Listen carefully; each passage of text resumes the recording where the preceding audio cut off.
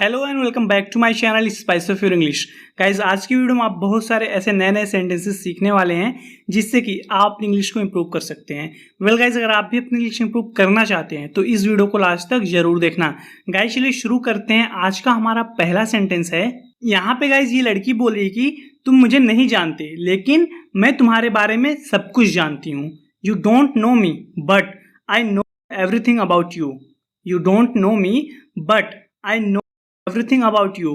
तुम मुझे नहीं जानते लेकिन मैं तुम्हारे बारे में सब कुछ जानती हूँ। सॉरी, मैंने तुमको पहचाना नहीं। Sorry, I almost didn't recognise you. Sorry, I almost didn't recognise you.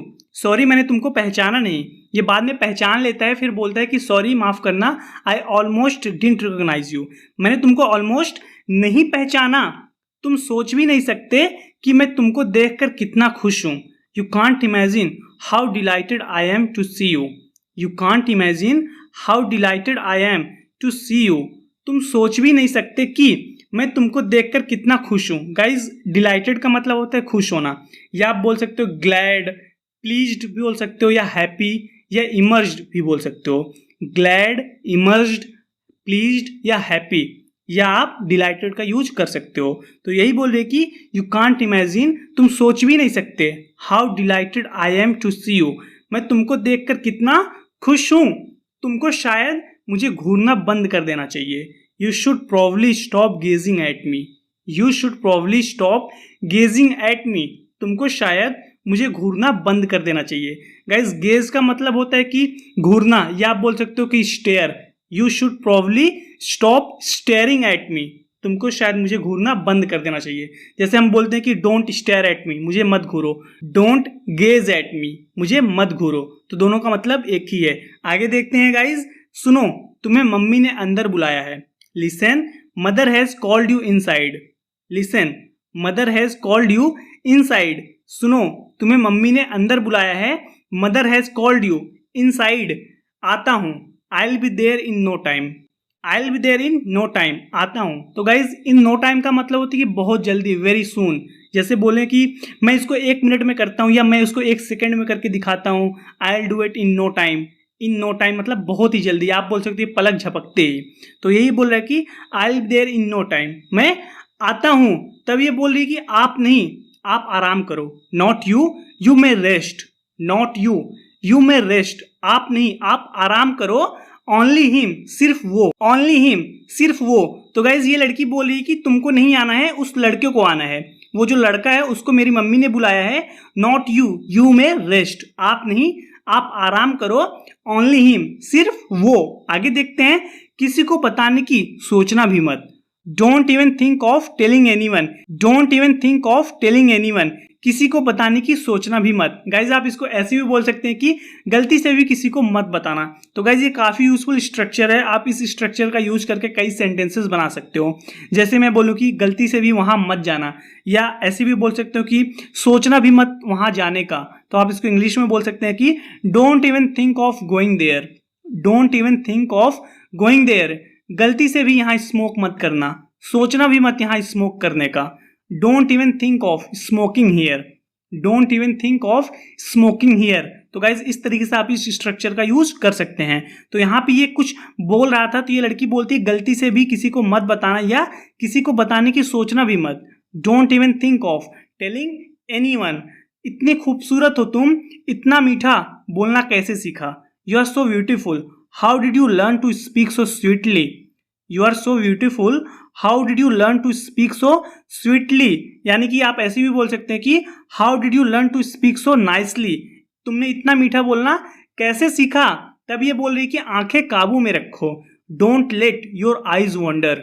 Don't let your eyes wonder. Wonder का मतलब होता है कि भटकना, इधर उधर घूमना। तो कहने का मतलब यही है कि अपने आंखें को भटकने मत दो। Don't let your eyes wander, अपनी आंखों को काबू में रखो। Don't let your eyes wander, और जुबान अपने आप मीठी हो जाएगी। And your words will automatically become sweet too. And your words will automatically become sweet too, और जुबान अपने आप मीठी हो जाएगी। And your words will automatically become sweet too. तुमने क्या बताया, उसका नाम क्या है। What did you say his name is, what did you say, his name is, तुमने क्या बताया, उसका नाम क्या है। ये लड़की उस लड़के का नाम बताती है, तो ये दोबारा पूछ रही है कि तुमने क्या बताया, उसका नाम क्या है। What did you say, his name is, क्या करना होगा। What needs to be done, what needs to be done, क्या करना होगा।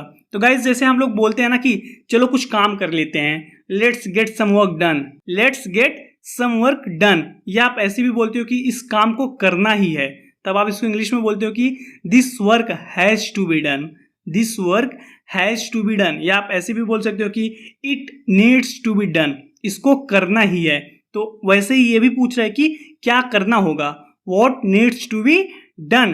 तब ये बोल रही है कि गाना गा के सुनाओ कुछ ऐसा जो मेरी आत्मा को छू ले, sing me something, something that will touch my soul, sing me something, something that will touch my soul, कुछ ऐसा जो मेरी आत्मा को छू ले। जैसे हम लोग बोलते हैं कि मुझे गाना गा के सुनाओ, सिंग मी अ सॉन्ग, मुझे लोरी गा के सुनाओ, सिंग मी अ लुलाबाई। तो उसी तरीके से ये बोल रही है कि सिंग मी समथिंग, कुछ मुझे सुनाओ, कुछ ऐसा जो मेरी आत्मा को छू ले, something that will touch my soul, बहुत दिनों से मैं रोई नहीं हूं, I haven't cried for a very long time, I haven't cried for a very long time, बहुत दिनों से मैं रोई नहीं हूं, I haven't cried for a very long time. और क्या क्या करना आता है तुमको, and what else can you do, and what else can you do, और क्या क्या करना आता है तुमको। तो ये गाना गा के सुना देता है, तो बोल रही कि and what else can you do, और क्या क्या करना आता है तुमको। घोड़े की सवारी करनी आती है, can you ride a horse, can you ride a horse, घोड़े की सवारी करनी आती है, can you ride a horse, कम से कम घोड़े की देखभाल करनी तो आती है। Do you at least know how to tend to the horses, do you at least know how to tend to the horses, कम से कम घोड़े की देखभाल करनी तो आती है। इससे क्वेश्चन कर रही है guys, do you at least know how to tend to the horses. Guys tend का मतलब होता है कि देखभाल करना, इसकी जगह पे आप लुक आफ्टर का यूज कर सकते हैं, या आप यूज कर सकते हैं कि टेक केयर ऑफ। अगर मैं लुक आफ्टर का यूज करूं तो मैं ऐसे बोल सकता हूं कि do you at least know how to look after the horses, do you at least know how to look after the horses. या अगर आपको टेक केयर ऑफ का यूज करना है तब आप ऐसे बोल सकते हैं कि do you at least know how to take care of the horses, कम से कम घोड़े की देखभाल करनी तो आती है। तो यहाँ पे ये टेंड का यूज की है, ऐसे बोल रही है कि do you at least know how to tend to the horses, कम से कम घोड़े की देखभाल करनी तो आती है। आगे देखते हैं, माँ उसके जूते देखो, mother take a look at his shoes, mother take a look at his shoes, उसके जूते देखो। उसका जूता फटा हुआ था, तो ये लड़की बोल रही है कि take a look at his shoes, एक नजर उसके जूतों पर डालो या उसके जूते देखो। अब आप इस रियासत का हिस्सा बनने जा रहे हैं।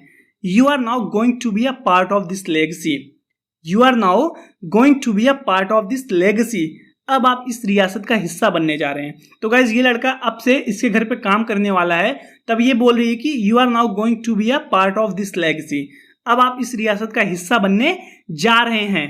आपकी इज्जत हमारी इज्जत, your honour is ours, your honour is ours, आपकी इज्जत हमारी इज्जत।